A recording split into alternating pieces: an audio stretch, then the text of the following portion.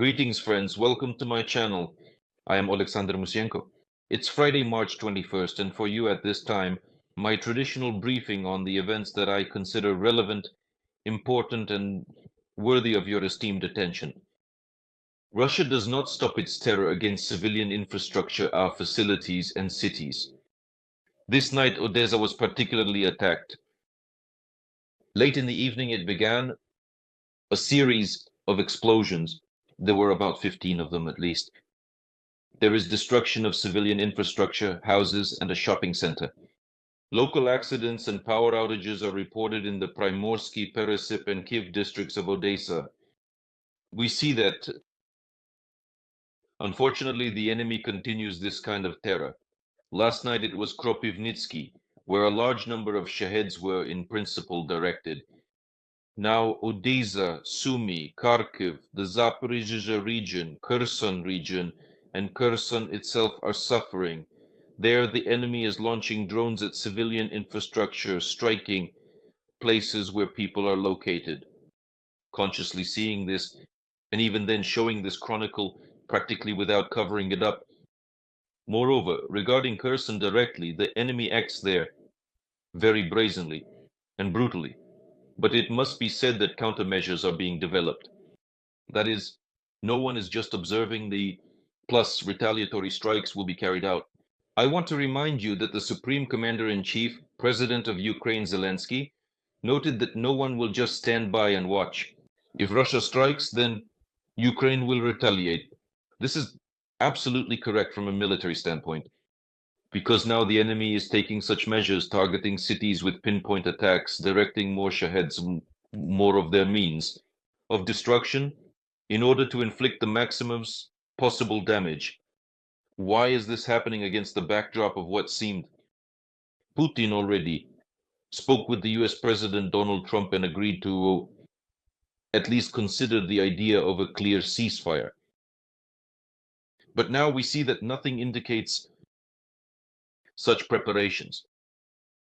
The President of Ukraine, Volodymyr Zelensky, in turn noted that the refusal we are currently observing to move towards the idea of a partial ceasefire, this is not even a complete cessation of fire and refraining from strikes from the sky, from the air, but it only concerns directly critical infrastructure and energy facilities.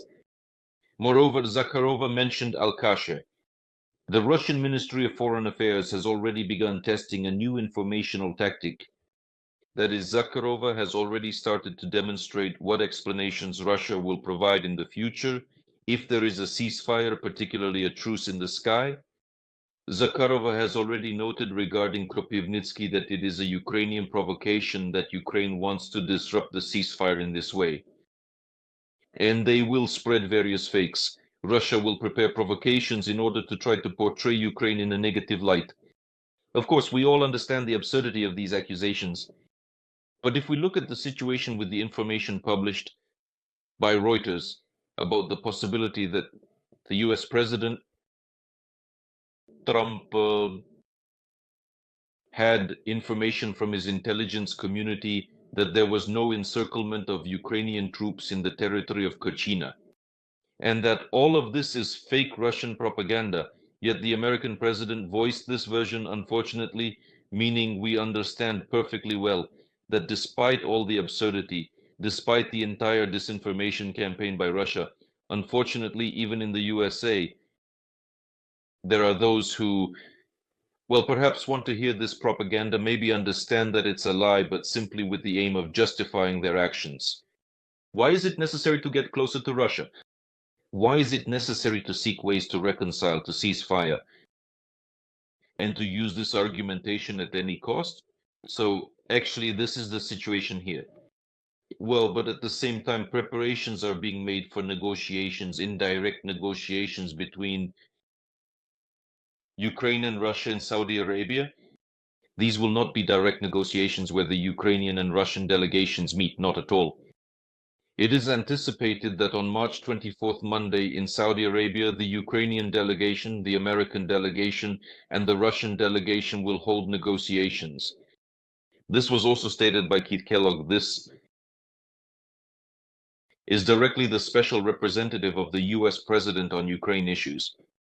And Ushakov, the aide to the Russian dictator Putin, reported that on March 24th, consultations between expert groups from Russia and the USA will take place in Riyadh. And Kellogg says that Ukraine will also be there. The initial date that was announced, I want to remind you, was March 23rd. And it was supposed to include only consultations between the USA and Russia. Now the date is announced as March 24th, Monday, which will involve trilateral consultations. What will this look like? Well, as explained, it will look something like this. Somewhere in the same area, in the same building, but in different rooms, there might be the Ukrainian and Russian delegations, but they are not sitting at the same table. The Americans first talk to one side, then to the other, and come to some common ground. An interesting feature, and why did the USA decided to act in this way? I suppose that the USA wants to take advantage of the situation in order to really try to accelerate. The issue of at least a ceasefire and stopping airstrikes, this is what it's aimed at. They are also starting to notice, well, it is already blatantly obvious that Russia is deliberately dragging out the process, that Putin is lying, that Putin is manipulating, and they want to take advantage of the moment so that it doesn't happen. Then again, they met with the Russian delegation. Then again, a meeting in Kiev. Then somewhere else, they started discussing something again. And the process is being dragged out, and dragged out, which benefits Russia. Because we see that Russia is actually manipulating now, dragging things out as much as possible. And during this time, striking our civilian infrastructure, trying to pressure, and destroy. This is what the enemy is interested in. So, obviously, this particular form, let's say, has been chosen to discuss directly on site and possibly start signing some kind of framework agreement, which will include a list of relevant objects on which airstrikes should be refrained from and so on. In other words, some form is already beginning. It is clear that until then, Putin will continue the terror and possibly even after. We understand Russia has violated the ceasefires and truces since 2015. This has happened many times. Unfortunately, we are not insured against the possibility of it happening again now. At the same time, there was a report that on the eve of March 20th, something exploded very strongly in the area of Engels, where directly the Russian airfield is located, where Tu-95 aircraft are based, and mainly Tu-95, occasionally Tu-160. This is the very strategic aviation of the enemy, which occasionally strikes Ukraine using Kh-101 missiles. 5 feet 5. And it was precisely the fire, significant explosions, and detonation that were recorded. And after this, there was a report that there is a high probability that it was hit. A large warehouse gone, storing precisely Kh-101 missiles. There could have been up to about 100 of them, quite a lot, not just a few, but a stockpile. And if it is now confirmed regarding the consequences, because the fact of the strike has been recorded, but if there is information about the consequences, the fact of the strike has been confirmed, and it is reported that the security service of Ukraine, special operations forces, and the armed forces were involved of Ukraine. If this is the case, then it at least postpones the large-scale missile strikes that Russia might have been preparing. So in fact, this needs to be understood, which is why it's a very good story. And this is a demonstration of how Ukraine will also respond. That is, we will not just observe, but we do not strike civilian targets. Unlike the terrorist state of Russia, we target exclusively military ones to reduce the military potential for continued aggression from the Russian Federation. In addition, social media is actively spreading information that there is a large fire in Sudza. Allegedly, a gas pipeline is burning, which directly supplied gas to Europe in the Sudza area. Gas measuring station. There are no official reports or confirmations of this. Again, this is being spread widely on social media and the media. talking about the fact that there was a recorded large-scale explosion. Well, perhaps everyone who was crawling around those pipes was destroyed. But let's understand. Such a moment is also recorded. Who is involved in this is still unknown. There are no official statements, I emphasize none. But there is such a fact. And this is important overall for the situation. There are also reports about the Krasnodar region where a refinery is on fire. And overall, returning to Engels, and this strike, which is not the first, it is very important because of the strategic significance of the Engels airfield, specifically for the Tu-95 aircraft.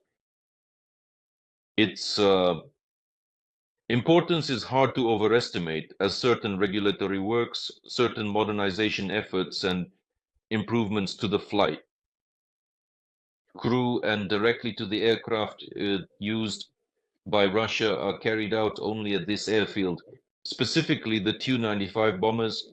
This gives a certain kind of uniqueness to this airfield, which is hard to replace with any other. Meanwhile, the president of Ukraine, Volodymyr Zelensky, is on a tour in the northern countries. Our friends in Northern Europe, Finland, where the president of Finland, Alexander Stubb, made an extremely important statement, and very rightly so, which I think we all support. It is that Stubb said Ukraine needs to be maximally militarized, almost to the teeth, so that it is ready to defend itself. I think this is very important, and Alexander Stubb speaks here, obviously understanding and knowing, among other things, Finnish history, the history of how the Finns fought, unfortunately lost part of their territory, but then, including being influenced by the USSR, they couldn't develop their military infrastructure and army as they would have liked. And therefore, there can be no restrictions for Ukraine in this regard, no concessions to the Kremlin regarding numbers. The army and our capabilities are also advised by the President of Finland, and a very good visit of meetings. The Finns systematically provide us with aid packages and support Ukraine on all international platforms. Next, Norway, a meeting with the Prime Minister and numerous discussions about aid to Ukraine. Norway is systematically working on strengthening Ukraine and increasing military aid packages. During the meeting, we specifically discussed the issue of strengthening air defense, ammunition, their supply, and investments in the Ukrainian defense industry. This Northern European country is very interested in investing and jointly producing weapons for Ukraine as well as for Norway and other countries.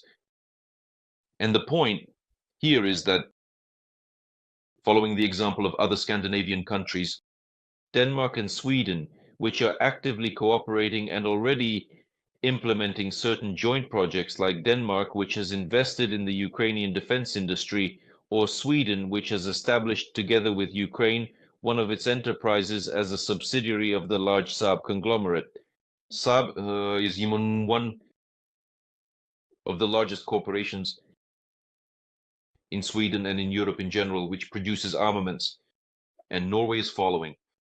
This same path once again confirms the geopolitical theory that it is possible to form not just military west-east, but military north and south, where the leading role will practically be played by the countries of Northern Europe and Scandinavia, and in a broader sense, specifically Northern Europe.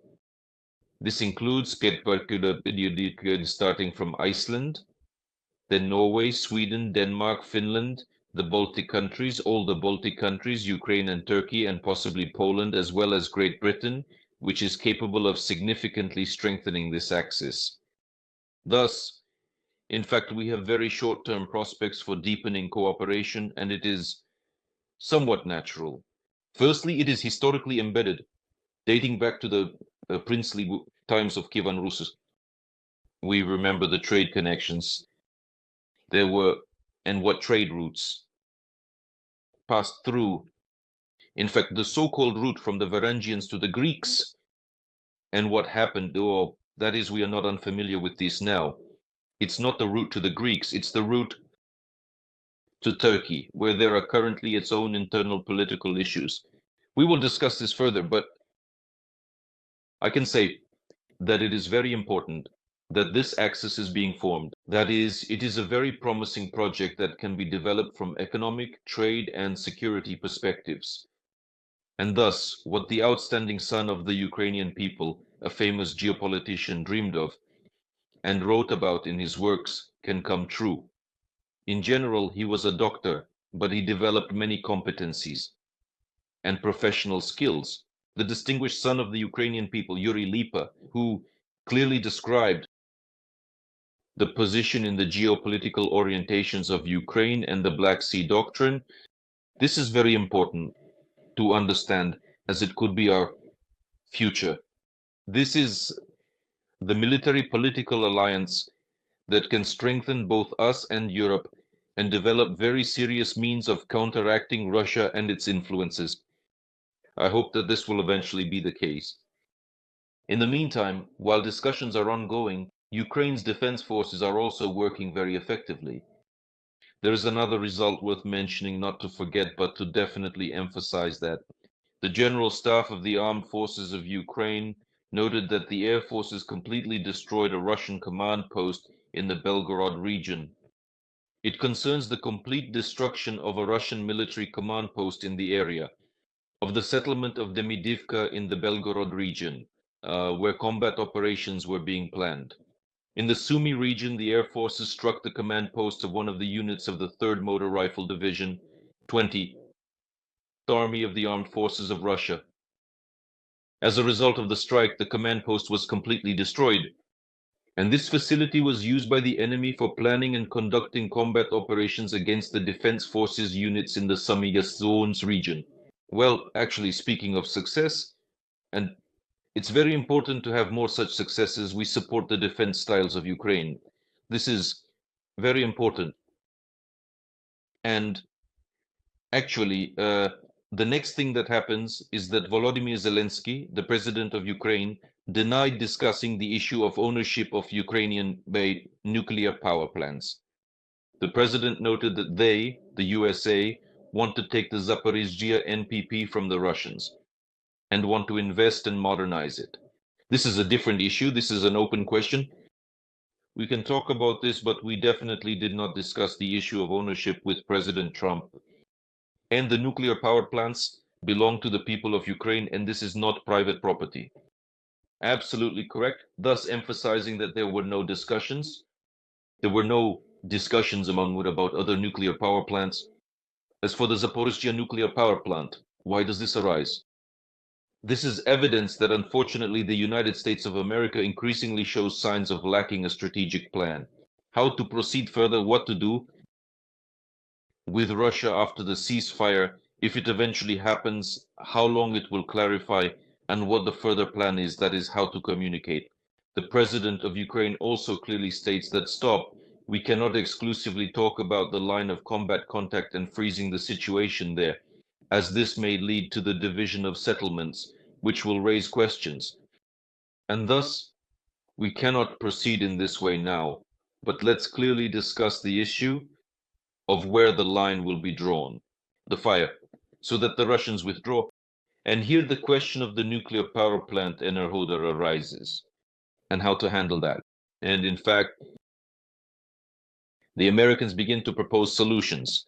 The fact that they are exploring different options also indicates that they do not have a clear and stable position for the future yet, and this will be discussed, with the main plan currently being to force Putin to agree to a ceasefire. Of course, we would like our partners to apply more pressure elements. Let's be frank, how can one calmly observe the terror that Russia is committing? Well, it's clear that Ukraine will respond by striking their military targets on its territory. But how our Western partners will comment on this, that's also very important. You can't just watch this happen.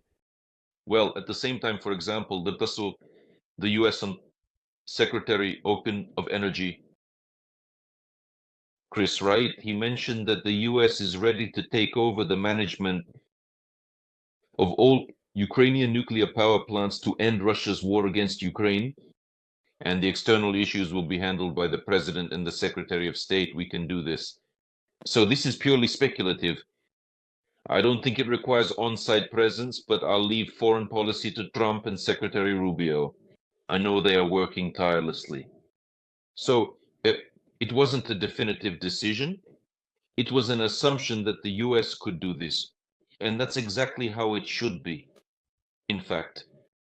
To be perceived in this way. Well, and meanwhile, Fox News published a poll that might explain, among other things, the transformation of the US position towards Ukraine. So Fox News channel on its official website published information that has now somewhat decreased the level of support for Ukraine in the US. A majority of 56% supported Ukraine and support its efforts to resist Russian aggression. In fact, but as of, let's say, February 2023, this figure was 74%, meaning it decreased by 18%. And in 2022, it was 76%. So over 3 years, it has decreased by 20%. By the way, this is not that much. There isn't such a drastic drop, no abyss. And overall, if you look at the Republicans, this is very important. These are the ones who mostly voted for Trump. Well, probably the majority. So, regarding the Republicans in 2022, according to Fox News reports, 76% of Republican voters supported Ukraine. Now it's 34%. We understand this too, meaning not even half, even less than half. Here the reduction is quite significant, 40%, 42%, and it's clear that narratives, including those by Trump, have worked. But this is the situation, and Republicans support aid to Ukraine. Half, 50%, stated that they also support aid to Israel. This is the situation as of today. As for Russia, regarding Trump's policy towards Russia, so as of today, it is supported by 40%. As for China, 45%. This is the situation. 49% believe that Trump is doing a good job. And this is a kind of record. Well, there you go. And Trump, in turn, by the way, mentioned that there is a problem with eggs directly in the USA because allegedly Biden and his company called 8 million chickens. And so essentially there's no one to lay these eggs, meaning they are left without eggs. Well, that's the explanation being offered. The predecessors are to blame, as it turns out. Meanwhile, Axios reports that US President Donald Trump has issued an ultimatum to Iran, allegedly stating that within 2 months, Iran must return to discussions on the nuclear deal, meaning the agreement that directly stipulates Iran's renunciation of uranium enrichment and its nuclear program, in exchange for the United States and other Western countries being ready to lift sanctions. That is, this is the next step after there was such an indirect hint directly to Iran for rejecting Ayatollah Khamenei's proposal when Khamenei told Trump that Iran would not negotiate with aggressive governments, meaning the USA. Strikes began on Yemeni Houthis. Well, now, and the Yemeni Houthis are supported by Iran with weapons financially. Well, now there are also open statements like these that it would be better not to do this. If a larger scale confrontation and campaign begins directly against Iran, then of course this could divert attention away from Ukraine. Similarly, away from Ukraine informationally. These are the kinds of messages, news we see. The situation is not simple, it is quite complex. But despite everything, our struggle continues. And with confidence and God's help, we are moving forward. And only forward, and together we will overcome everything. Friends, thank you sincerely for your attention. I remind you to subscribe to my channel, like this video, and be sure to leave your comments because this feedback is very important and necessary for me. Take care of yourselves and glory to Ukraine.